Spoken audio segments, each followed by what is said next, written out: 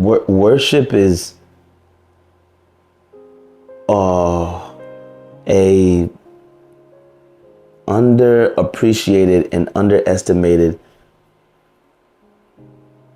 act, heart posture, mindset.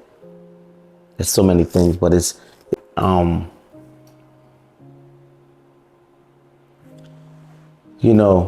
worshiping God, it cleans up every false and bad habit that doesn't reflect the character of God. It puts things in order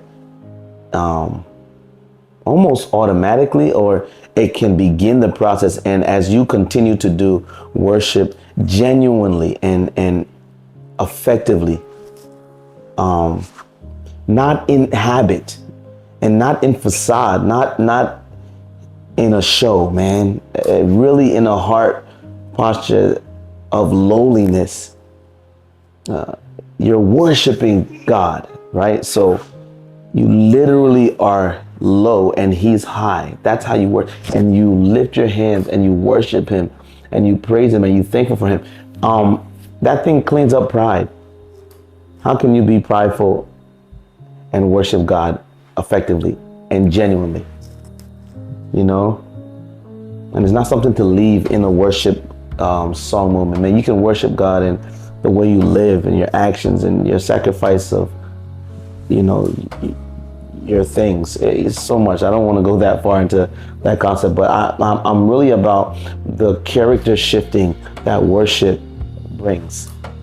It's so good. It's so important. And I think it's the most important thing in worship. If you do it effectively and intentionally, and you're really connected to God, it really works on your heart. It works on every weakness. It works on jealousy, anger, pride. Because you feel foolish if you're in that position of worship and adoration and honor to God. You feel foolish being all these things that are offensive to the God that you're worshiping. You feel foolish doing all these nasty and wrongful things, lying and cheating and being out of order and, lusting and all this stuff. Being greedy, just feel foolish because it's not something that pleases him. You feel dirty doing these things. And it's not because, here's the rules and we're doing like this and you don't do this because that's part of the rules. No, you're connected to a God you really love, right? And that's why you worship. And the more you love God, the better you can worship. When you worship him, man, things clean up on you. It takes time and you got to do it regularly.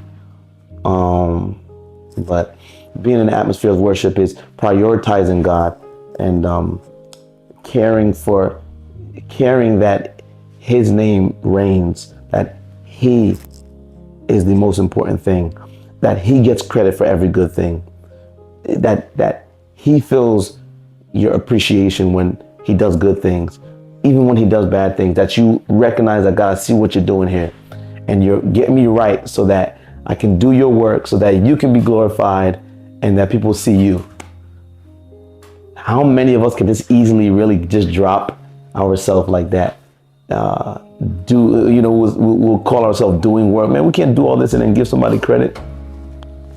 I used to hear that about, this is a weird comparison, but I used to hear that about Santa Claus. That parents would be like, nah, that's why I don't teach my kids Santa Claus.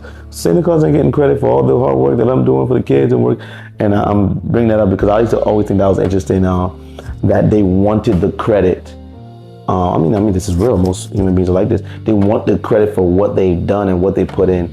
But when you get right with God, you don't want the credit. You want him to get the credit because you also know that even if you worked hard, he gave you the strength to work hard. Even if you got money, he gave you the opportunities to get the money and to get you the amount of money, if you're able to do something for somebody, he gave you the chance and the thought to help somebody and the hand / finances or whatever the case that you're helping them with to do it. And so he gets the glory, so you would be willing to sweat and do all this stuff and work hard and be dishonored in situations. and still give him glory. But they still recognize him, but they don't recognize you. You're okay with that. It's a place that we need to get to, but that's what worship can do. It breaks that wall of selfishness that is hidden in so many things of our life. So many ways that we think so naturally, and it gets rid of it, and it puts him where he belongs.